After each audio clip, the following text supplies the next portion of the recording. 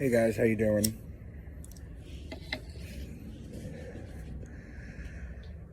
Just got home. I wanted to share with you something because I got emails from people. Some people that are starting to understand what I'm putting down, but have had so much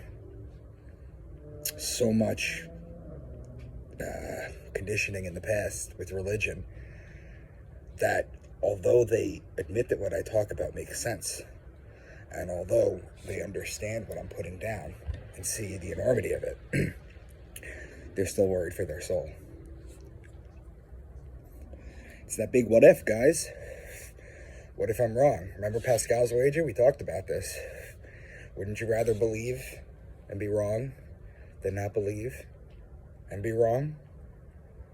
I'm going to give you a couple ways when you talk to people about what I share with you, if you do that, at your discretion, that is.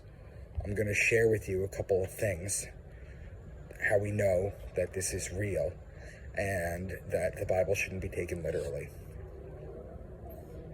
So first and foremost, I'll take you to the Lascaux Caves. Okay? Remember the Lascaux Caves, the cave paintings? How they found that the constellations lined up with the animal signs? That's 17,000 years ago. That survived the previous cataclysm. Okay? The zodiac, that survived the previous cataclysm. Okay? You could talk about the Sphinx facing the constellation Leo when it was made 12,000 years ago. And you can talk about how it was the age of Leo when they made it.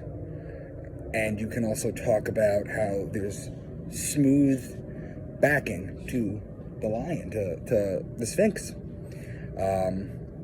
Which means that water ran over it. And the last time there was water there was 12,000 years ago. The cipher that I came up with, I know that every time I go into a video where I break down another text, let alone the amount of texts, okay? This cipher that I've come up with, I didn't come up with astrotheology, but I did come up with that cipher, okay? And that cipher can be used to apply, and we just did a video, to a 5,500-year-old Sumerian tablet that has somehow survived. It seems like the most important thing everyone wants to know is the zodiac. That seems like what survives, what gets passed down. Göbekli Tepe, all this kind of stuff, the Antikythera mechanism, all this kind of stuff. My cipher, I've so far used it in 2 Sumerian texts, the Epic of Gilgamesh and Enki and Nurasajra. I've used it in the Enuma Elish, which is Babylonian. I've used it in the Egyptian Book of the Dead. I've used it in the Code of Hammurabi, which is where we get our laws from. Not specifically our laws, but that's basically how judgment was passed on earth. I've done it in the Quran. My cipher works in the Book of Mormon. My cipher works in the Gnostic texts, all of them. My cipher works in the Bible. So when you're worried about the Bible, or you're worried about the difficulties that people put on you, that the Bible is true, the Bible is real 100%, know that the cipher that I've come up with can be traced back not only 17,000 years, but to the earliest writings. And I keep showing you how astrotheology is the basis of it all. It's not the only science in the Bible, but it's the most prevalent and it's the most pertinent and the oldest science, I should say.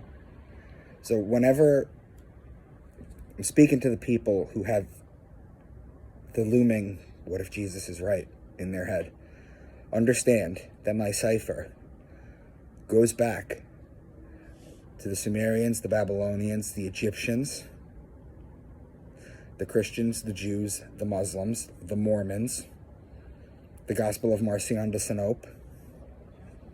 All these texts have the same cipher. So because they have the same cipher, there is no way that the Bible can be the only story. So I hope that helps.